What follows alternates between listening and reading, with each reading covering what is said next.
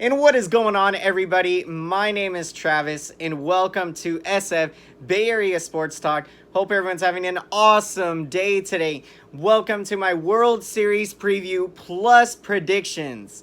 And first and foremost, I want to say congratulations to all the Tampa Bay Rays fans and Los Angeles Dodger fans on making it to the World Series. Best of luck to both of you, and may the best team win. And in this video, we're going to be breaking down position by position, and I'm going to share with you my opinion on who I think has the advantage, and that is going to include the starting rotation, the bullpen, and the offense. And when we break all of that down, I will share with you my predictions and who I got winning the World Series. And without further ado, let's get right into the video. So first, we're going to be taking a look at the starting rotation. And when you're looking at the Tampa Bay Rays, you got Tyler Glasnow, the right-handed pitcher. And man, the talent on this guy's arm, he can go 100 to 101 miles per hour with the fastball, just 27 years old. And you look at his regular season, in 11 games started, he had a 4.08 ERA in 57 innings. But what was most impressive is that he had 91 strikeouts. It was absolutely incredible. Now, in the postseason, he does have a 4.66 ERA in 19 innings with 25 strikeouts and 8 walks. So you really have to love the talent with Glasnow, and his arm is just exceptional. Now, following up is Charlie Morton, the 36-year-old who has been in the league for 12 years now. Absolutely incredible, and especially what Morton can do in the postseason. As we know, in 2017, in Game 7 of that World Series, he pitches the Astros all the way through to the 9th inning, going 5 innings in that winner-take-all game. So he can get it done. He's got ice in his veins in the postseason. So Charlie Morton, and this year in the regular season, in 38 innings, he had 42 strikeouts with a 4.74 ERA. And 15 2/3 innings in the postseason, just 1 earned run allowed. And he's got 17 strikeouts and 4 walks. And also, what's really impressive about this Rays rotation is that their third best option is a former Cy Young Award winner from 2 seasons ago in left-hander Blake Snell. And, you know, due to the inconsistency that he's had the past couple of seasons, that's probably why Snell would now fall third on the depth chart in the rotation. But yeah, still tremendous young arm, 27 years old still. And in the regular season, 50 innings he pitched this year, 63 strikeouts to 18 walks with a 3.24 ERA. And in the playoffs, in 19 2/3 innings, he's got a 3.20 ERA with 19 strikeouts and 10 walks. So this Rays rotation is absolutely incredible and really impressive. Now let's look at the Dodgers rotation. And as we know, first and foremost, Clayton Kershaw. And the narrative that is going to continue to fall on Kershaw, and that is, you know, until this man can get a World Series ring, you know, his career is mainly going to be defined by what he does in the postseason, not so much the incredible numbers that he has in the regular season. Now, he had another incredible regular season in 2020, pitching 58 innings. He had 62 strikeouts to just 8 walks. So incredible command from Kershaw with a 2.16 ERA. Now the numbers, yeah, career lifetime, as we know, Kershaw, he is actually the worst pitcher in postseason history among qualifiers that have gone over 100 plus innings. He's got a career 4.703 playoff ERA. Now this year he has done better. He's got a 3.32 ERA in 19 innings, but did get roughed up in Game 4 against the Braves. And so, yeah, Kershaw has had some good starts in his playoff career. So, he still can turn it around, but he has to prove it to turn around that narrative. And now behind Kershaw, Walker Buehler, another impressive young arm, 26 years old, and he has done exceptionally well in his playoff career. Walker Buehler had a nice regular season in 36 and 2/3 innings. He had 42 strikeouts to 11 walks and a 3.44 ERA. And in the playoffs, just incredible for Buehler, a 1.89 ERA in 19 innings with the incredible strikeout stuff, 29 strikeouts to 11 walks. So really incredible young arm with the Dodgers. And yeah, with this Dodgers rotation, those two guys with Kershaw and Buehler at the 1-2 punch there, I mean, beyond those guys, you really don't have a ton of confidence in the rotation. So, you do have Dustin May, the 23-year-old right-hander, who, had a great regular season in 56 innings. He struck out 44 to 16 walks, and he had a 2.57 ERA. And in the playoffs, he's done well, although he did struggle in his last appearance. In 7 2/3 innings this postseason, 10 strikeouts to 6 walks with a 2.35 ERA. So, breaking down this rotation with the Dodgers here, beyond those 1-2 punch with Kershaw and Buehler, again, you don't have a lot of confidence. So I'm going to say the Rays have the advantage in the starting rotation. Now we are moving ahead to breaking down the bullpen. Now, the Rays bullpen did finish third in the league with a 3.37 ERA. Now, the Dodgers did finish second. And, the Rays have had some injuries. And so when you're looking at these bullpens, the Dodgers bullpen had a very strong regular season, but they really did struggle a lot, especially in the NLCS. What really, they fell into a deep hole as they got behind 3-1, and in large part that was due to the struggles of this Dodger bullpen. They allowed 15 runs in 15 and 2/3 innings out of the bullpen, and so it was a grind, but they were able to rebound in the last 3 games of the series as they only gave up 4 earned runs in 18 innings.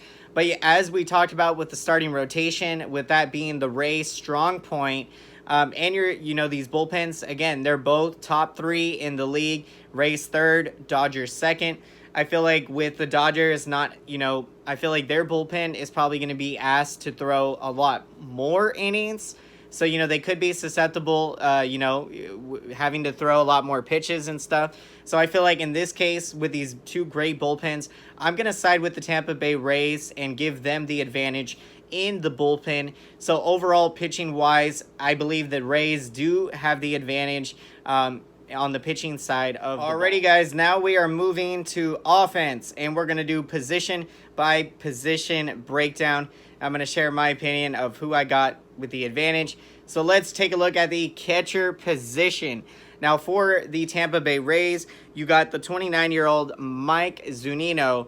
And, with him, he does have the tendency to strike out a lot. But what he can do with the power and his ability to hit the long ball is very impressive.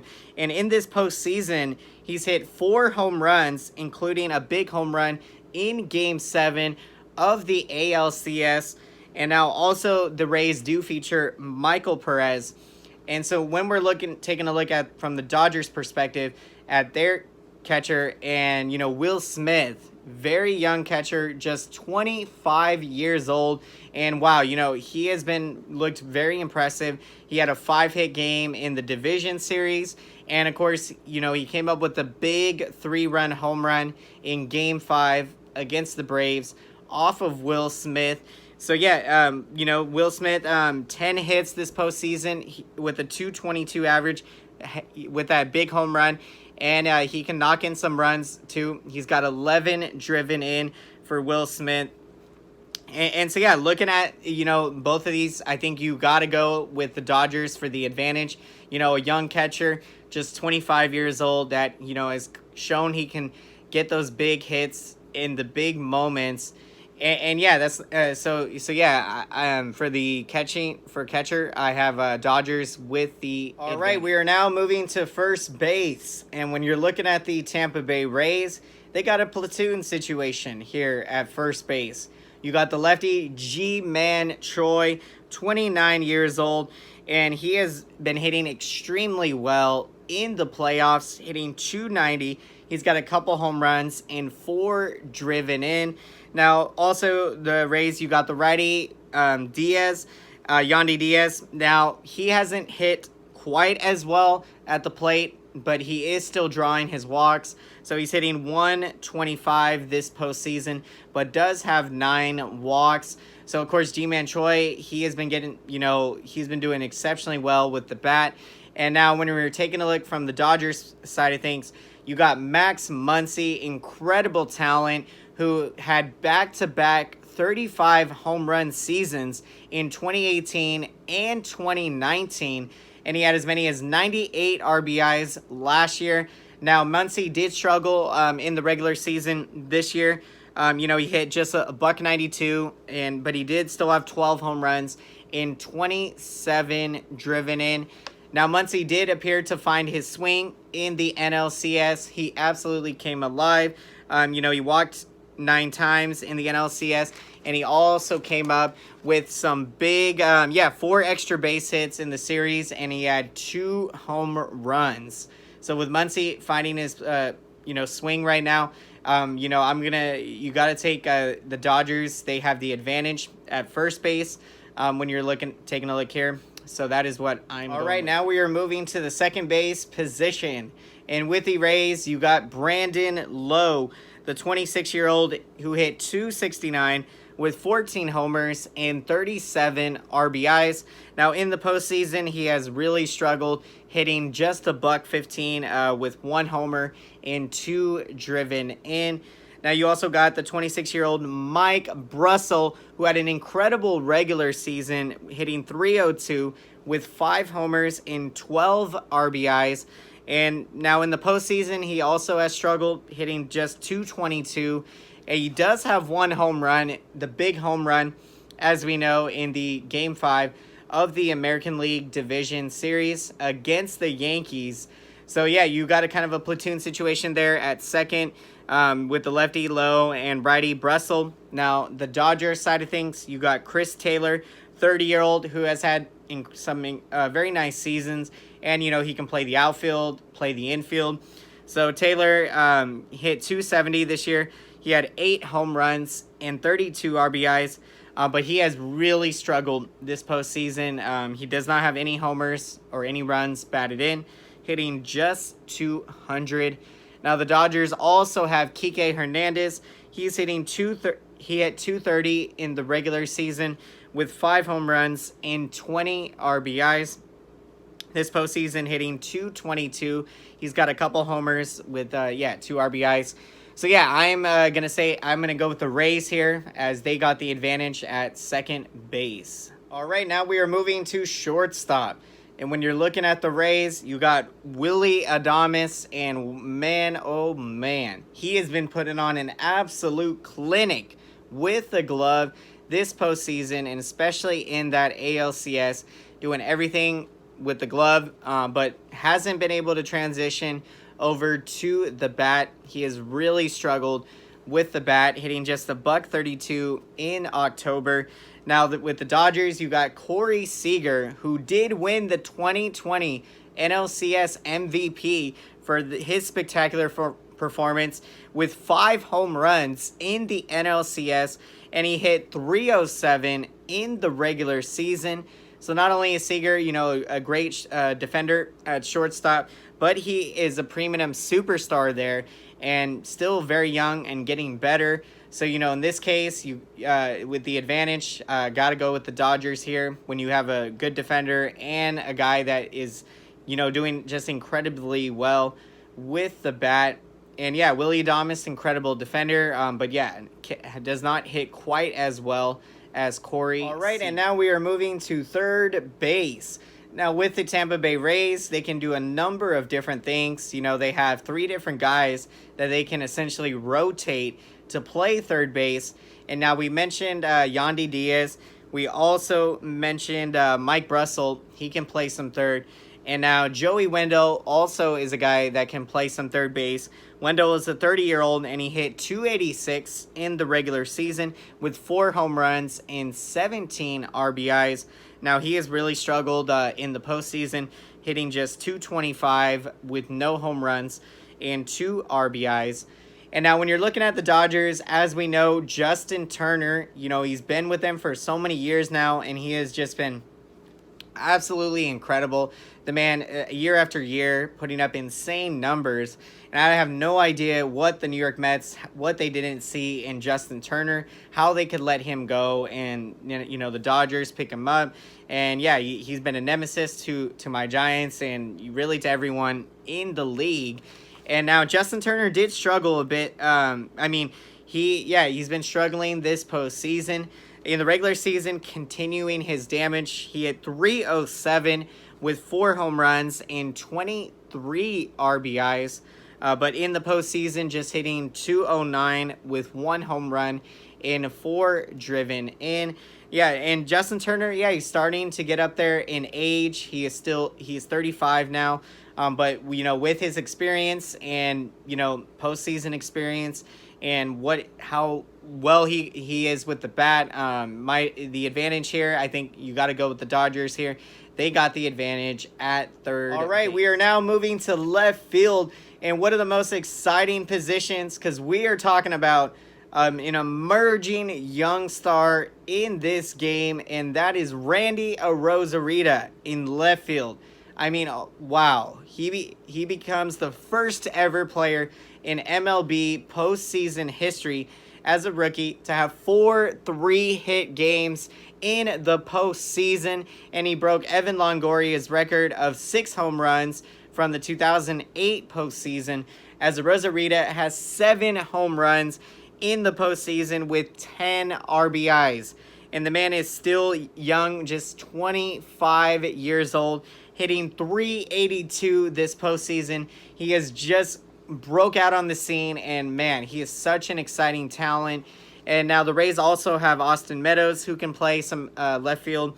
And when you're looking at the Dodgers side of things, they have A.J. Pollock, the 32-year-old. And yeah, we know him a lot from his time with the Diamondbacks. He hit 276 in the regular season, had 16 home runs with 34 RBIs. So really nice regular season. But for Pollock, it hasn't been able to transition into the playoffs. He is hitting just 229. He's got no home runs and 2 RBIs. Now, also the Dodgers have Jock Peterson, who is now 28 years old.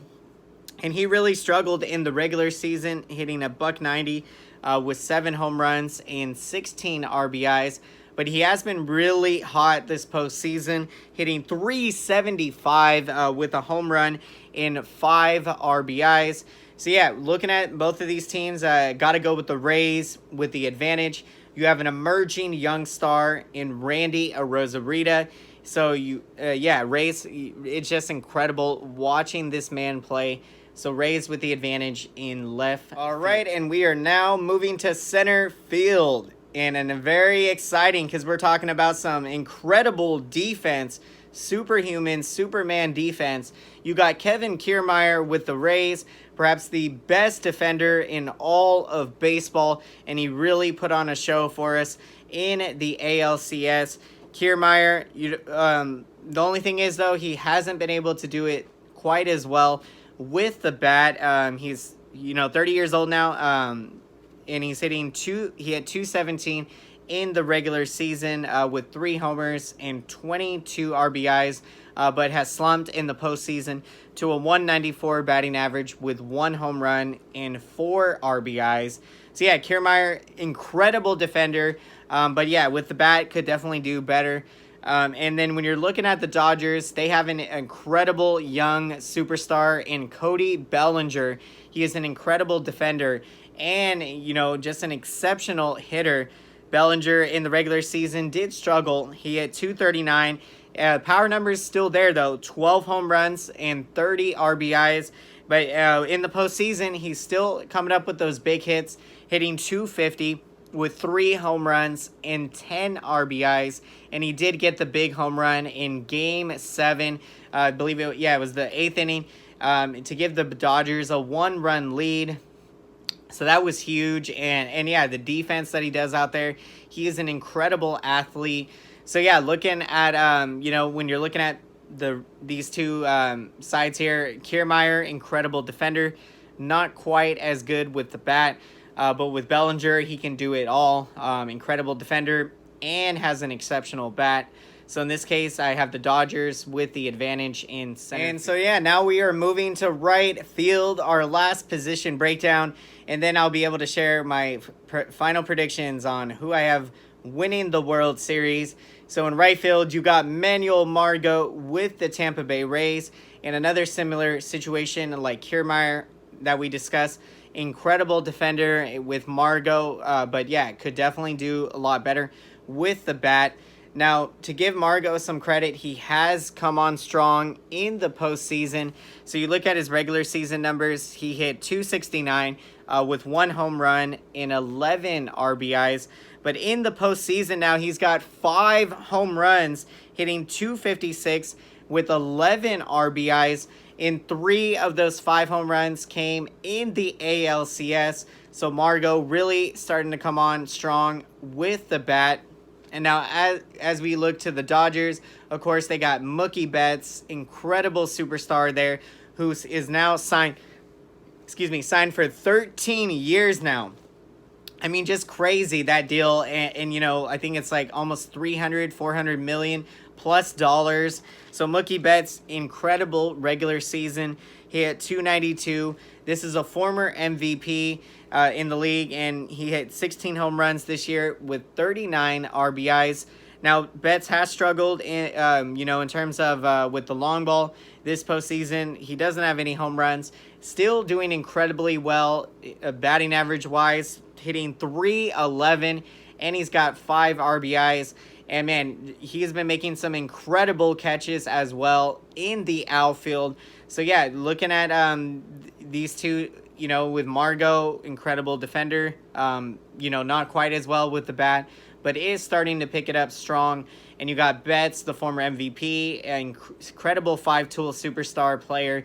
So yeah, I got Dodgers, I think, in my opinion, got the advantage in right. And now to the moment we've all been waiting for, to get to my predictions. And so to summarize, I've got the Tampa Bay Rays with the advantage in the starting rotation and in the bullpen. So on the pitching side of the ball, Rays, in my opinion, have the advantage.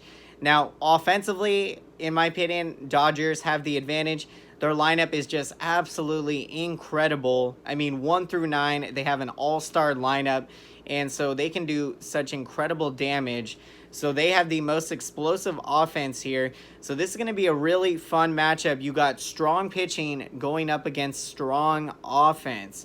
So it's going to be a really incredible series, and I have got the Tampa Bay Rays winning the 2020 World Series against the Los Angeles Dodgers. And I've got the Rays winning in 7 games. I think it's going to be a really tight series. It's going to be a lot of fun, and you're going to be a close Game 7. So it's going to be really fun to see these two teams compete out there. Both teams, of course, they were the best teams in baseball in their respective leagues. Dodgers going 43-17 in the National League, and the Rays going 40-20. So I've got the Rays in 7, and so thank you so much, everyone, for checking out this video. And if you enjoyed this video and all of the analysis and breakdown, hit that thumbs up button. It really helps out the channel big time. So thank you so much, everyone, for your support. And let me know down in the comment section if you agree or disagree with my predictions and with my position by position breakdown. Let me know down in the comment section. Dodger fans and Tampa Bay Rays fans would love to get your thoughts and perspectives. So let me know, all of you baseball fans out there, what you're thinking. Would love to hear from you all. And thank you so much again. And as always, until next time, I'll see you guys again. Have a fantastic day, everyone. Enjoy your day. Take care.